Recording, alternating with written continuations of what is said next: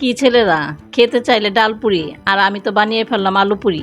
রাগ করলা? মূলত ছেলেরা ডাল পুরি খেতে চেয়েছিল, কিন্তু আমার কাছে আলুর পুরি বেশি ভালো লাগে, তাই আজকে সন্ধ্যায় বানিয়ে ফেলেছিলাম আলুর পুরি। তো প্রথমে আলুগুলো ভর্তা বানিয়ে নিব। ভর্তা বানানোর পরে ধনিয়া পাতা কুচি দিয়ে আবার ভালো মতো মেখে নিব।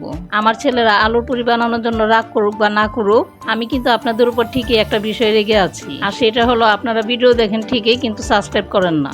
আচ্ছা, আপনারাই বলুন সাবস্ক্রাইব করতে কি এমন কষ্ট হয়? আমি চাই আমার ইউটিউবের ফ্যামিলিটা বড় হোক, কিন্তু আপনারা সাবস্ক্রাইব না করলে কিভাবে বড় হবে?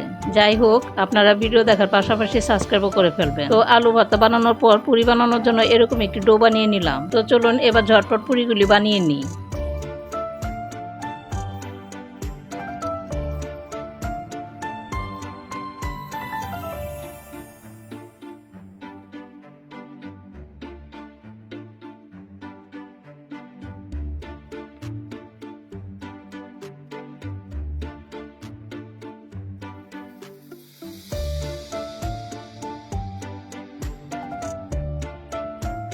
আমার পুরিগুলি কমপ্লিট হয়ে গেছে, এখন ভেজে নেওয়ার পালা। এখন গরম গরম ডুবো তেলে পুরিগুলি ভেজে নিব। চুলাটা মিডিয়াম ফ্লেমে রেখে 3-4 মিনিটের মতো উল্টে পাল্টে ভেজে নিব। তো চলুন সবগুলি পুরি ভেজে পরিবেশন করে ফেলি।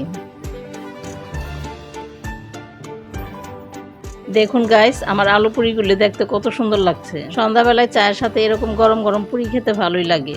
তবে ছেলেরা, তোমাদের পছন্দের ডাল পুরি বানালাম না, রাগ করলা?